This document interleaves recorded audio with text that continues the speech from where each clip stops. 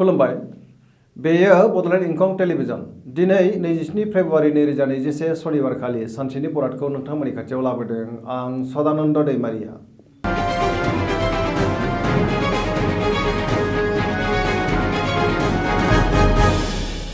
सिगां फरायफिन लादों मेष राशि। दिनैनि साना बारा मोजां नङा। मावनो लानाय खामानिखौ मावफुंनो हायैयाव गोसोखौ जोबोर उसुखुथु मोनगोन। गोसोनि साननायफोरा टेबोर नांगोन। देहाया दिनै मोजाङै थागोन, अब्लाबो जानाय लोंनायाव सांग्रां जानाया गाहाम। बहानिफ्रायबा गाज्रि खौरां फैनो हागौ। रांखावरियाव मोजांद्राय नङा, नाङा फाङा खरसाया बांगोन। बेफार फालांगियाव खहा जानांनो हागौ। सोरबा लोगोआ खहा खालामनो नाजागोन। सांग्रां जानाया गाहाम। लोगोफोरनि हेफाजाब मोननाय नङा। न'खराव बिसि फिसायनि गेजेराव अनलायनाय फैगोन। गुबुननि गोसोखौ दिनै गोरलैयैनो बोनो हानाय नङा। गोसोनि बोलोआ लोरबां जागोन। समाजाव अदेबानि मान मोननो हागोन। लाइमोनफोरा गोसोखौ जोबोर रमान्टिक मोनगोन। फरायसाफ्रा फरायनायाव गोसो दुंगोन।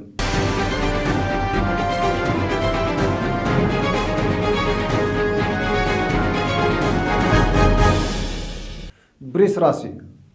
दिनैनि साना जोबोर मोजां।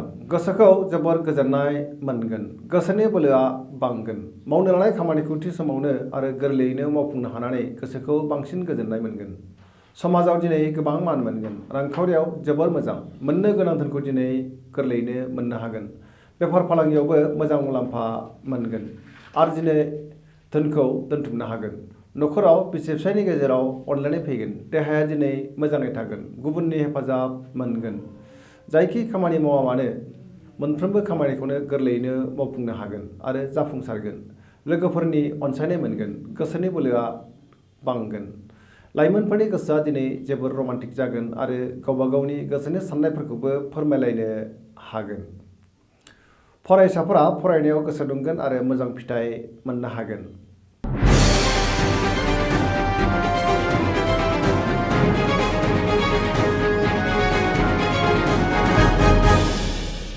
मिथुन राशि। दिनैनि साना जोबोर मोजां। सोरजोंबा बाख्नाय जानानै गोसोखौ दिनै जोबोर गोजोननाय मोनगोन। सोरबा लोगोनिफ्राय मोजां खौरां फैगोन। गोदान खामानि मावनो जोबोर गोसो दुंगोन। देहाया दिनै मोजाङै थागोन, अब्लाबो जानाय लोंनायाव सांग्रां जानाया गाहाम।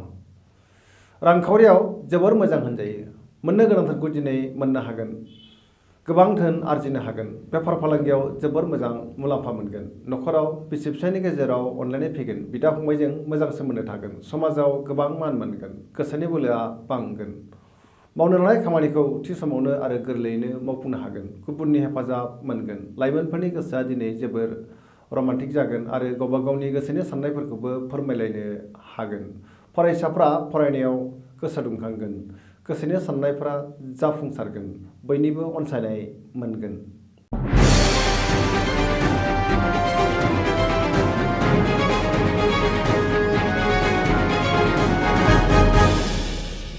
कर्कट राशि। दिनैनि साना जोबोर मोजां। गोसोआव गोग्गो साननाय फैगोन। मावनो लानाय खामानिखौ थि समावनो मावफुंनो हागोन। रांखावरियाव जोबोर मोजां होनजायो। बेफार फालांगियावबो मोजां मुलाम्फा मोनगोन। देहाया दिनै मोजाङै थागोन, अब्लाबो जानाय लोंनायाव सांग्रां जानाया गाहाम। गुबुननि हेफाजाब मोननो हागोन। न'खराव बिसि फिसायनि गेजेराव अनलायनाय फैगोन। बिदा फंबायजों मोजां सोमोन्दो थागोन। बिमा बिफानि अननाय आरो बोर मोनगोन। समाजाव गोबां मान मोनगोन। फरायसाफ्रा फरायनायाव गोसो दुंखांगोन आरो मोजां फिथाइ मोनगोन। जायखि खामानि मावा मानो दिनै गोरलैयैनो मावफुंनो हागोन। पजिटिभ एनार्जिनि गोहोम गोग्लैगोन।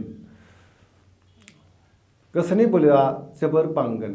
लाइमोनफोरनि गोसोआ दिनै जोबोर रमान्टिक जागोन आरो गावबा गावनि गोसोनि साननायफोरखौबो फोरमायलायनो हागोन। सरासनस्रायै दिनैनि साना जोबोर मोजां आरो मोजाङैनो बाबेनलांगोन।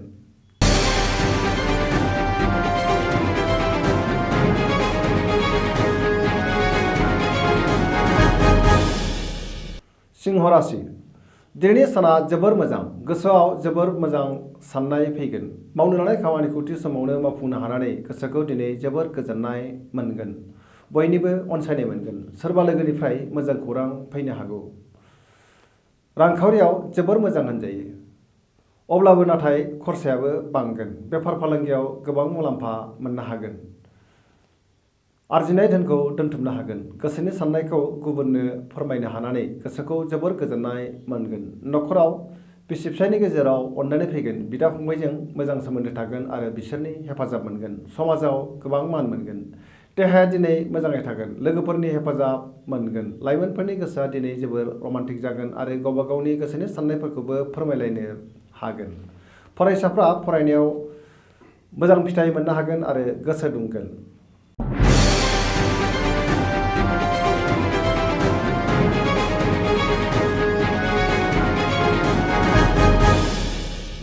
कन्या राशि दिनैनि साना बारा मोजां नङा।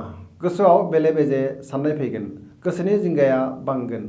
रांखावरियाव मोजांद्राय नङा। नाङा फाङा खरसाया बांगोन। बेफार फालांगियाव खहा जानांनो हागौ। देहाया दिनै मोजाङै थागोन। अब्लाबो जानाय लोंनायाव सांग्रां जानाया गाहाम। गोबां मुंदांखा सुबुंजों लोगो मोनज्लायगोन। समाजाव लोगो लेवा बांगोन। बहाबा दावबायहैनो खाबु मोनगोन। न'खराव अनलायनाय फैगोन। गोबां खामानियाव मुखुब थागोन। समाजाव दिनै गोबां मान मोननो हागोन। गुबुननि गोसोखौ गोरलैयैनो बोनो हागोन। सोरबा लोगोआ मोजां खौरां होफैगोन। माबा मोनसे बेसेन गोसा मुवा मोननो खाबु जागोन।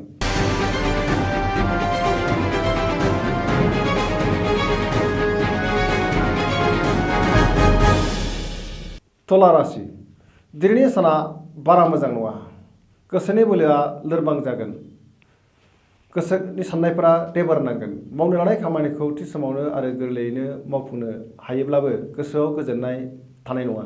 देहाया दिनै मोजाङै थागोन। रांखावरियाव मोजां। मोननो गोनां धोनखौ दिनै मोननो हागोन। जेनिबो आंखाल जानाय नङा। न'खराव बिसि फिसायनि गेजेराव एना एनि फैनो हागौ।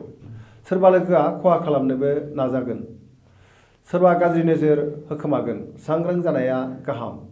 समाजाव मान मोनगोन। बेफार फालांगियाव मोजां मुलाम्फा मोननो हागोन। गुबुननि गोसोखौ बोनो गोब्राब जागोन। लोगोफोरनि हेफाजाब लानांगोन।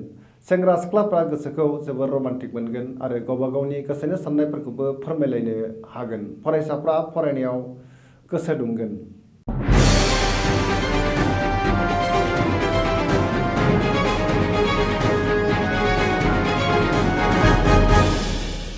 वृश्चिक राशि दिनैनि साना जोबोर मोजां। गोसोआव गोग्गो साननाय फैगोन। मावनो लानाय खामानिखौ थि समाव मावफुंनो हानानै गोसोखौ दिनै जोबोर गोजोननाय मोनगोन। गोसोनि साननायफोरा जाफुंगोन।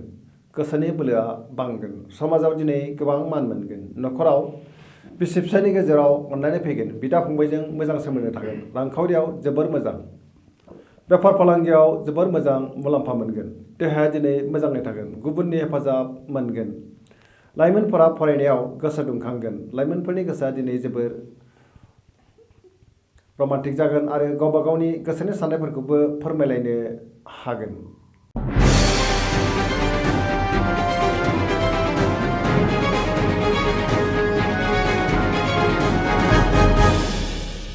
धनु राशि दिनैनि साना बारा मोजां नङा।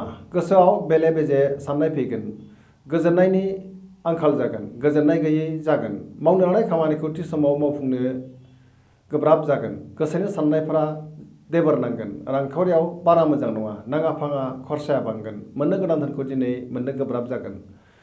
बेफार फालांगियाव बारा मोजां नङा। खहा जानायनि सम्भाबना दं। समाजाव अदेबानि मानहानिबो जानांनो हागौ। सांग्रां जानाया गाहाम। देहाया दिनै मोजाङै थागोन। अब्लाबो जानाय लोंनायाव सांग्रां जानांगोन। न'खराव अनलायनाय फैगोन। बिदा फंबायजों मोजां सोमोन्दो थागोन आरो बिसोरनि हेफाजाब मोनगोन। सोरबा लोगोजों एना एनि जानो हागौ। सोरनिबा सायाव जोबोर रागा जोंफ्लांगोन। सांग्रां जानाया गाहाम। लाइमोनफोरनि गोसोआ दिनै जोबोर लोरबां जागोन आरो आला खाला मोनगोन।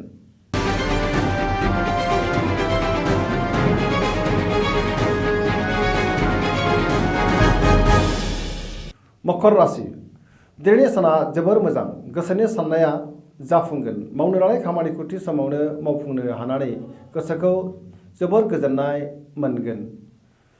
रांखावरियाव जोबोर मोजां होनजायो। आयआ बांगोन। मोननो गोनां धोनखौ दिनै मोननो हागोन। बेफार फालांगियाव मोजां मुलाम्फा मोनगोन। मोजां सुबुंजों आरो गिदिर सुबुंफोरजों लोगो मोनज्लायगोन। गुबुनजों मोजां सोमोन्दो लाखिनो रोंगोन। गोब्राब खामानिखौ दिनै गोरलैयैनो मावफुंनो हागोन। न'खराव बिदा फंबायजों मोजां सोमोन्दो थागोन आरो बिसि फिसायजों अनलायनाय फैगोन। सेंग्रा सिख्लाफ्रा गावबा गावनि गोसोनि साननायफोरखौबो फोरमायलायनो हागोन। फरायसाफ्रा फरायनायाव गोसो दुंखांगोन आरो मोजां फिथाइ मोननो हागोन।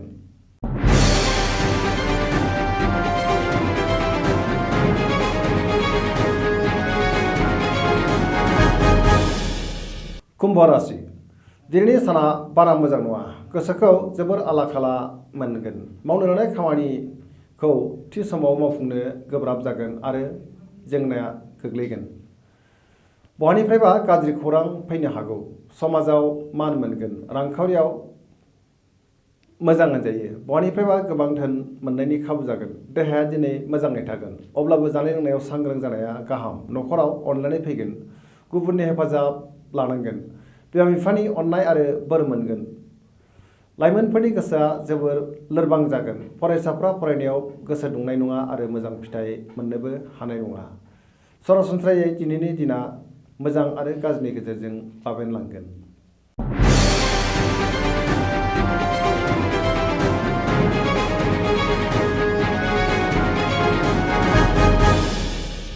मीन राशि दिनैनि साना जोबोर मोजां। समाजाव गोबां मान मोनगोन। बयजोंबो अनजागोन।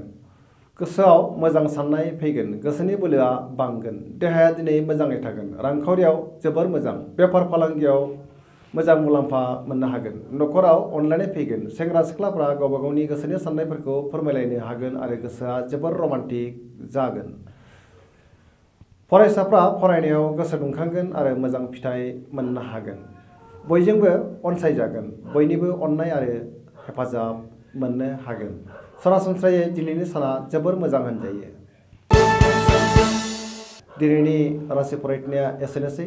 जोबनायाव बेखौनो खावलायो जाहाथे नोंथांमोना सानफ्रामबो जोंनि बे बड'लेण्ड इंखं टेलिभिजनखौ नायबाय थायो आरो साबस्क्राइब खालामो। एसेनोसै। गोजोन्थों।